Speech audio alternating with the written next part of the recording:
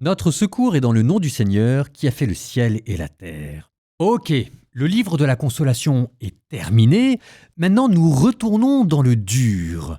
Nous allons remonter quelques années auparavant pour encore essayer de mieux comprendre ce qui s'est passé. C'est toujours cette espèce de zoom progressif jusqu'à ce que le fin mot de cette histoire, de cet événement traumatique qu'est la chute de Jérusalem, soit vraiment compris. Comment en est-on arrivé là ? Donc on remonte quelques années auparavant et on va assister dans les chapitres qui viennent à l'effondrement en direct de la cour royale. Donc on remonte quelques années. On est en pleine guerre. C'est pas encore le moment du siège de Jérusalem parce que l'armée de Babylone est en campagne. Elle est en train d'assiéger d'autres villes, les quelques grandes villes fortifiées qui restent avant de s'attaquer à Jérusalem. Vous entendrez verset 7, la situation dramatique. L'armée du roi de Babylone était encore en guerre contre Jérusalem et contre les villes de Juda qui tenaient encore. Ça veut dire qu'il y en a déjà beaucoup qui sont tombés. Et on vous dit, Lachish et Azekah, c'était en effet les seules villes fortifiées qui restaient parmi les villes de Juda. La guerre commence à être perdue. Vous entendrez alors une prophétie de Jérémie sur le roi de Juda, le roi Sédécias. Et à un moment, il sera question d'une libération d'esclaves et je vous demande d'être attentif à cela.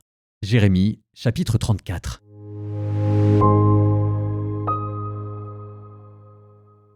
Parole du Seigneur adressée à Jérémie, alors que Nabuchodonosor, roi de Babylone, toute son armée, tous les royaumes de la terre soumis à son pouvoir et tous les peuples étaient en guerre contre Jérusalem et contre les villes qui en dépendent. Ainsi parle le Seigneur, le Dieu d'Israël. Va dire à Sédécias, roi de Juda, va lui dire. Ainsi parle le Seigneur. Je vais livrer cette ville aux mains du roi de Babylone qui l'incendiera, et toi tu n'échapperas pas à ses mains. Mais tu seras bel et bien capturé, livré entre ses mains. Tes yeux verront les yeux du roi de Babylone. Il te parlera face à face. Et tu iras à Babylone. Cependant, écoute la parole du Seigneur, Sédécias, roi de Juda. Ainsi parle le Seigneur à ton sujet. Ce n'est pas par l'épée que tu mourras en paix. Comme on a brûlé des parfums pour tes pères, les rois d'autrefois qui t'ont précédé, ainsi on en brûlera pour toi, et l'on fera cette lamentation. Quel malheur, mon Seigneur! Telle est la parole que j'ai dite, moi, oracle du Seigneur. Le prophète Jérémie adressa toutes ces paroles à Sédécias, roi de Juda, dans Jérusalem.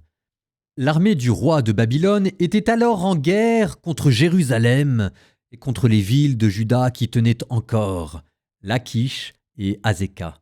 C'étaient en effet les seules villes fortifiées qui restaient parmi les villes de Juda.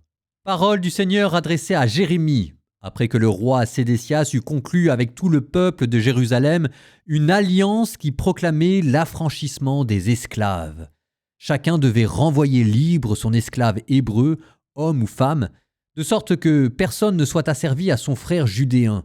Tous ceux qui étaient entrés dans l'alliance, les princes et tous les gens du peuple, acceptèrent de renvoyer libres leurs esclaves, hommes et femmes, de sorte qu'ils ne leur soient plus asservis. Ils obéirent donc et les renvoyèrent.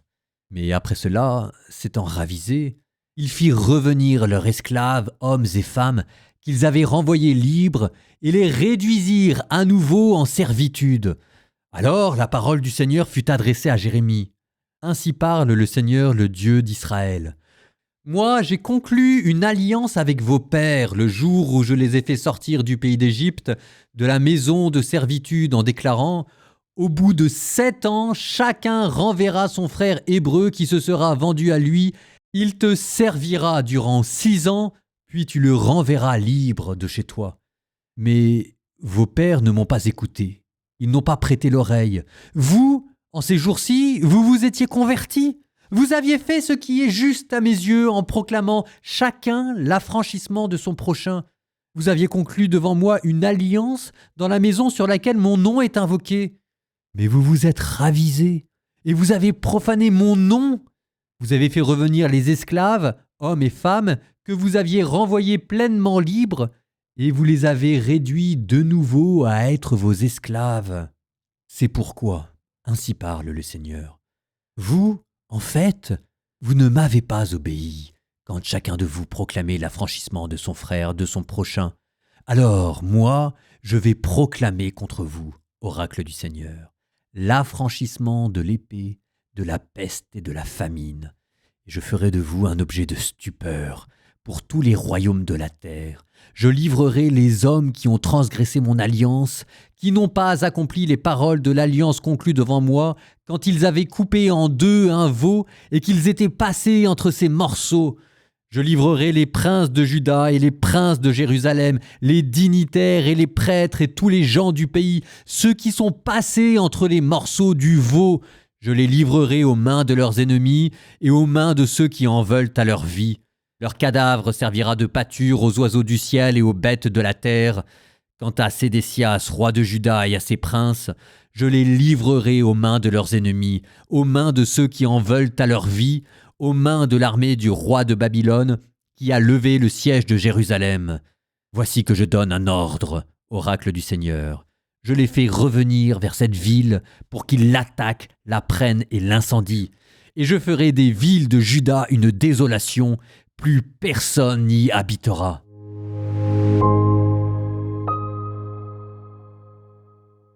Verset 18, vous avez entendu ? Je livrerai les hommes qui ont transgressé mon alliance, qui n'ont pas accompli les paroles de l'alliance, quand ils avaient coupé en deux un veau et qu'ils étaient passés entre ces morceaux. C'est comme ça qu'on concluait une alliance. On prenait un animal, on le coupait en deux et on marchait au milieu. C'est ce que faisaient les Assyriens, c'est ce que faisaient les Babyloniens, c'est ce que faisait Édom, c'est ce que faisaient les Juifs, c'est ce qu'avait fait Abraham quand il avait conclu une première alliance avec Dieu. Et là, manifestement, c'est ce qu'avaient refait les rois de Juda dans ces temps troublés. C'était en fait un rite de malédiction.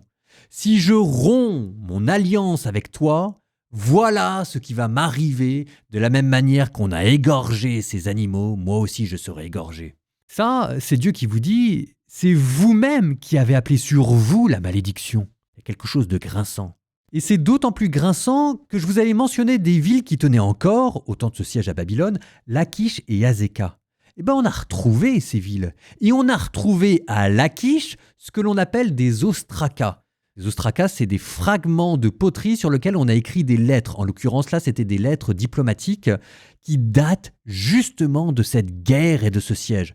Et on en a retrouvé 3 où on voit le ton de plus en plus angoissé, avec un ostraka qui nous parle d'un espoir, d'une alliance avec l'Égypte.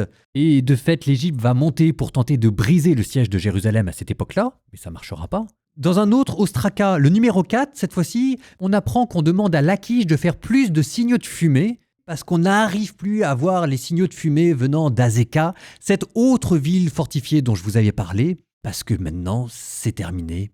Elle semble être tombée aux mains de l'ennemi.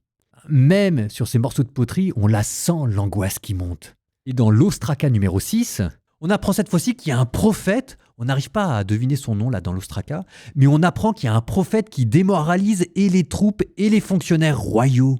C'était peut-être Jérémie. Enfin, vous sentez le ton de plus en plus angoissé, jusqu'au moment où Lachish va tomber. Et Lachish, c'était la ville fortifiée qui protégeait toute la région montagneuse de Juda. Alors, je vous avais maintenant demandé de faire attention à cette libération d'esclaves dont il était fait mention dans le chapitre.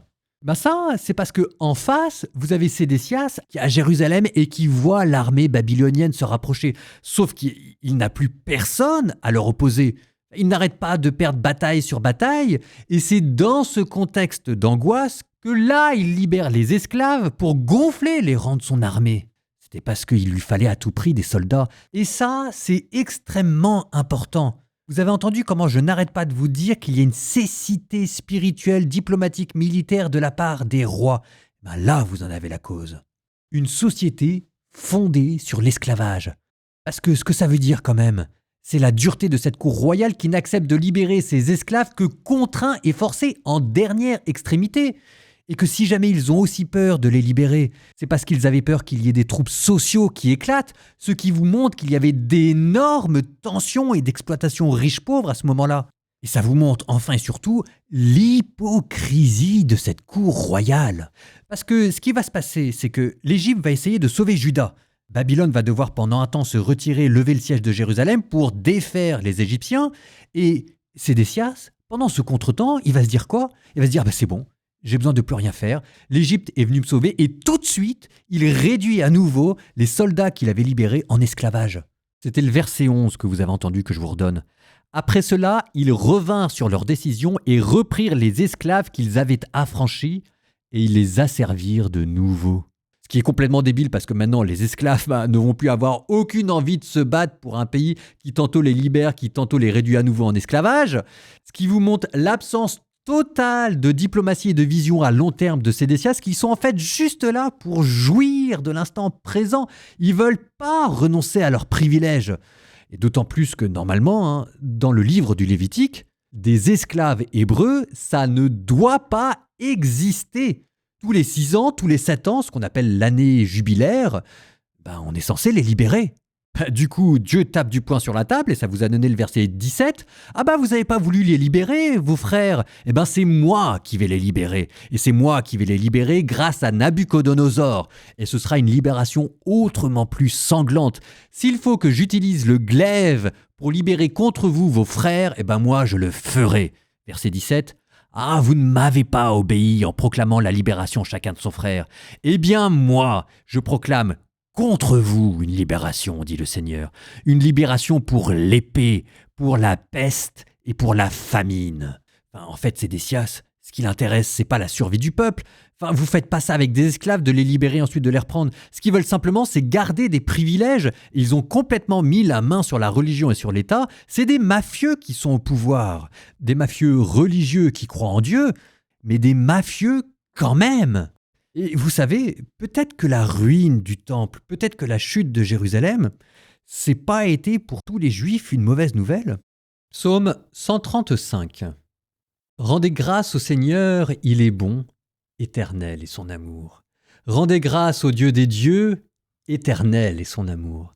Rendez grâce au Seigneur des seigneurs, éternel est son amour. Lui seul a fait de grandes merveilles, éternel est son amour, lui qui fit les cieux avec sagesse, éternel est son amour, qui affermit la terre sur les eaux, éternel est son amour. Lui qui a fait les grands luminaires, éternel est son amour. Le soleil qui règne sur le jour, éternel est son amour. La lune et les étoiles sur la nuit, éternel est son amour. Lui qui frappa les Égyptiens dans leurs aînés, éternel est son amour, et fit sortir Israël de leur pays, éternel est son amour, d'une main forte et d'un bras vigoureux, éternel est son amour. Lui qui fendit la mer Rouge en 2 parts, éternel est son amour, et fit passer Israël en son milieu, éternel est son amour, y rejetant Pharaon et ses armées, éternel est son amour. Lui qui mena son peuple au désert, éternel est son amour.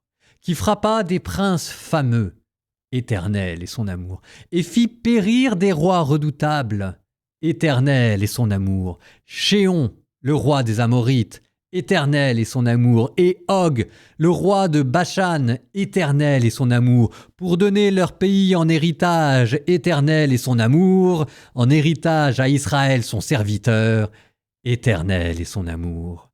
Il se souvient de nous les humiliés, éternel est son amour. Il nous tira de la main des oppresseurs, éternel est son amour. À toute chair il donne le pain, éternel est son amour. Rendez grâce au Dieu du ciel, éternel est son amour.